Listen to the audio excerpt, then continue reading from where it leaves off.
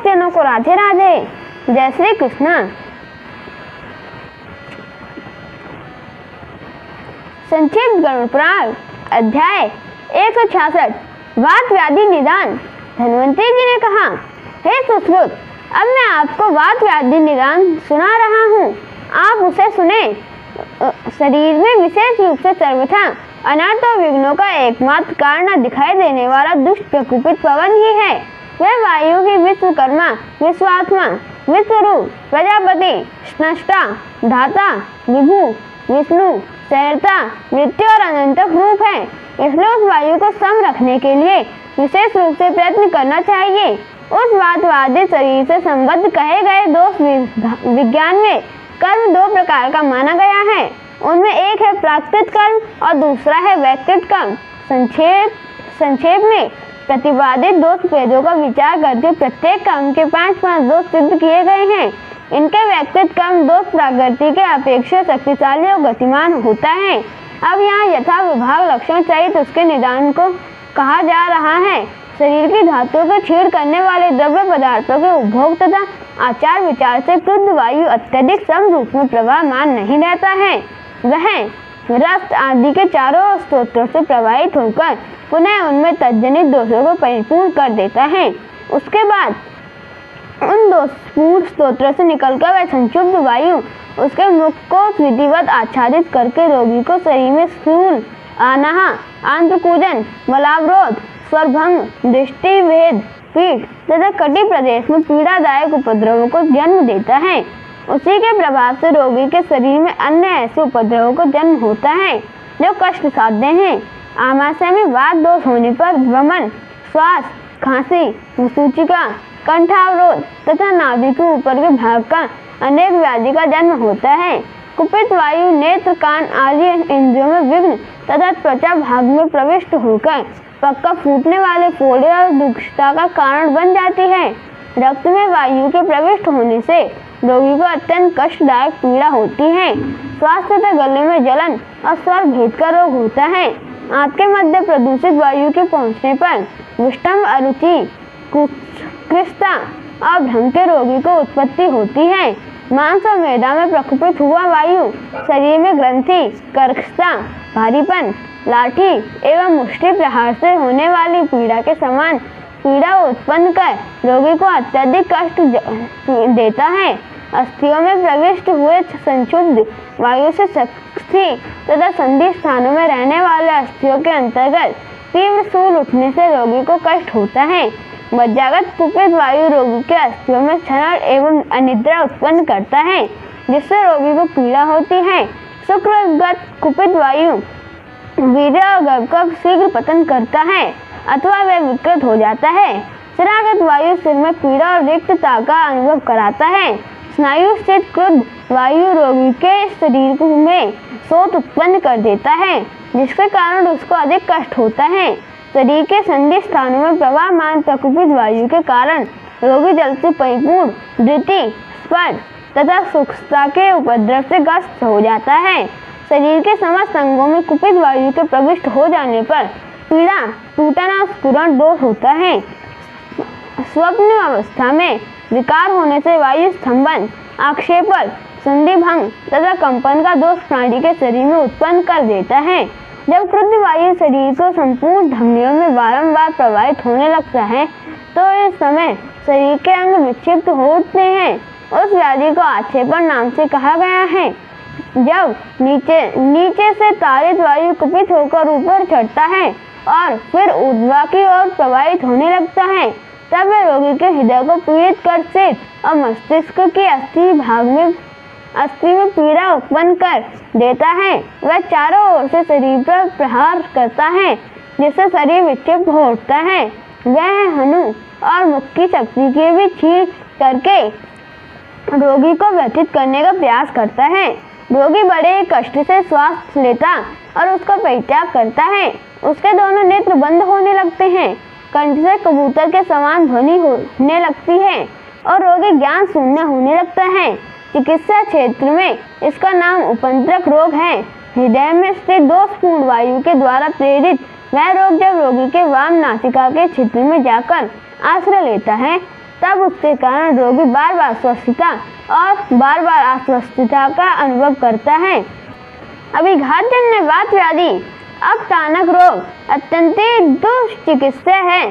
जब कुपित वायु ग्रीवा और पास में स्थित मन्य नाम वाले दोनों सिराओं को जकड़कर और संपूर्ण धमनियों का आश्रय लेकर संपूर्ण शरीर में फैल जाती है, जिससे गर्दन तथा कक्ष की संधियां टेढ़ी पड़ जाती हैं और शरीर भीतर की ओर धनुष की तरह झुक जाता है। रोगी के नेत्र स्तंभित हो जाते हैं, वह जम्हाई लेने लगता है, दांतों को चबाने लगता है, कफ युक्त वमन करता है, दोनों पसलियों में वेदना होती है, वाणी रुक जाती है तथा हनु पृष्ठ और मस्तक जकड़ जाते हैं। जब उसको अंतर्याम वात रोग कहते हैं। बहिराम रोग में शरीर बाहर की ओर धनुष के सदृश झुक जाता है, वृक्ष स्थल ऊंचा हो जाता है और शरीर तथा कंधा पीछे की ओर झुक जाता है, दांतों तथा मुख का रंग बदल जाता है, पसीना अधिक आता है, शरीर शिथिल हो जाता है। इस वात व्याधि को ब्रह्मायाम या धनुष स्तंभ कहा जाता है। रोगी के मल मूत्र रक्त में प्रविष्ट हुआ वात दोष संपूर्ण शरीर में व्याप्त होकर शरीर में अनेक प्रकार के दोष उत्पन्न करता है। इस रोग को व्रणायाम कहते हैं। जिस व्रणायाम रोग में रोगी को अत्यंत तृषा हो और उसका शरीर पीला पड़ गया हो, जब वह असाध्य होने से वर्जित है।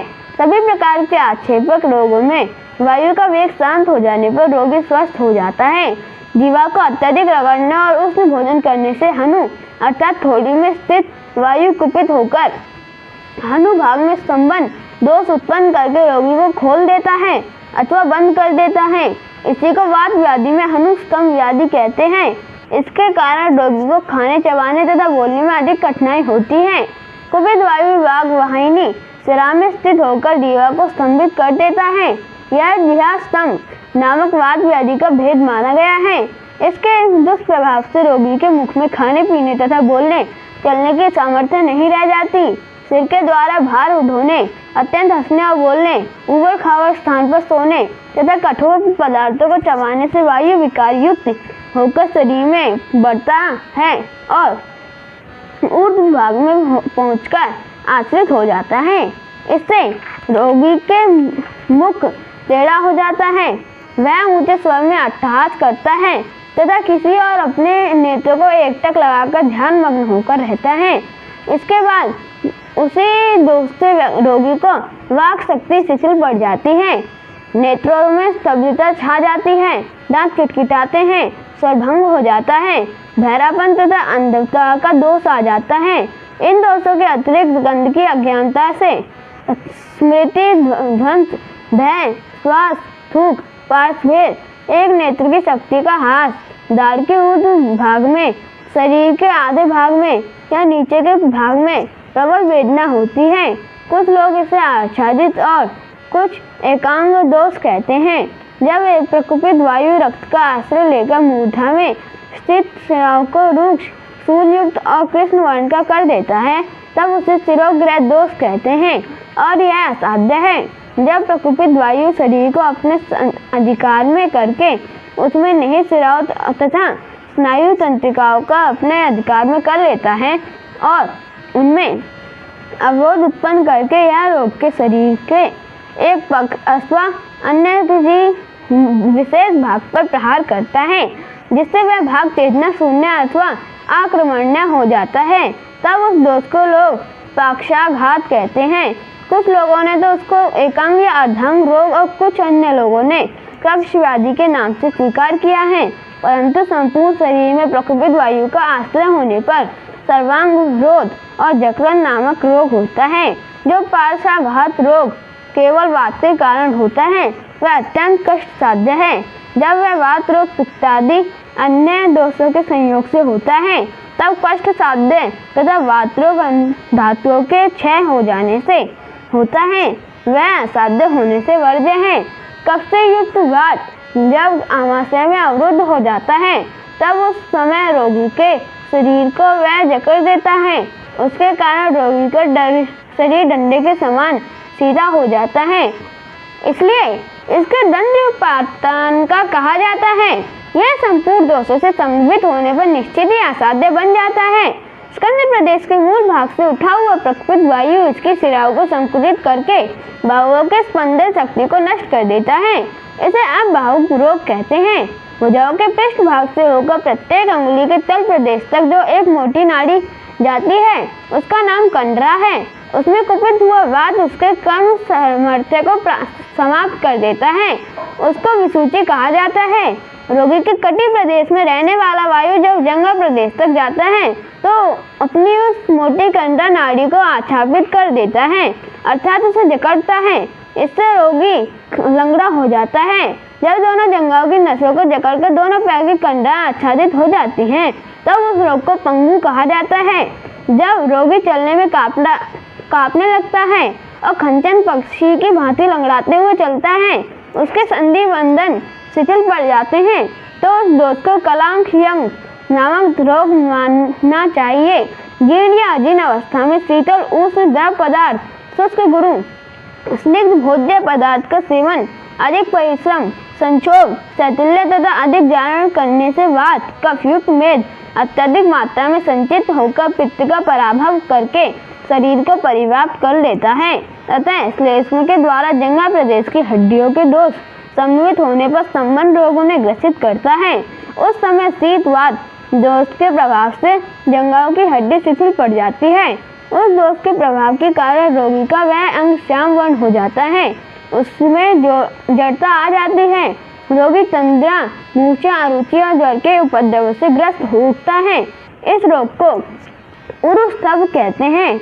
दूसरे लोग इसको वहावात भी कहते हैं। वायु और रक्त दोनों के कुपित होने से जानु में घुटनों में मध्य जो शोथ उत्पन्न होता है वह महाभयंकर पीड़ादायक रोग है।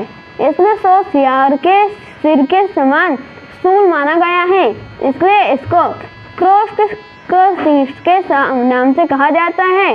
जब ऊंचे नीचे पीड़ादायक विषम स्थान पर पैर रखने से अथवा अत्यंत परिश्रम से वायु कुपित होकर गुल्फ टखने में आश्रित हो जाता है तो उस वात कंटक रोग कहा जाता है।